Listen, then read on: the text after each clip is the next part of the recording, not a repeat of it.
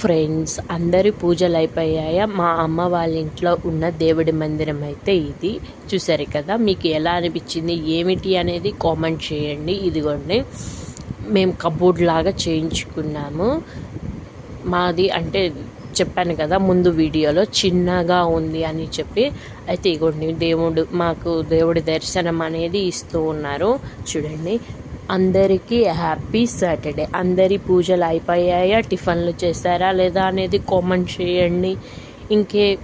మళ్ళీ గురు శుక్ర శనివారమే దీపం పెడతారా, లేకపోతే సోమవారం నుండి శనివారం దాకా దీపం పెడతారా అనేది నాకు కామెంట్ చేయండి.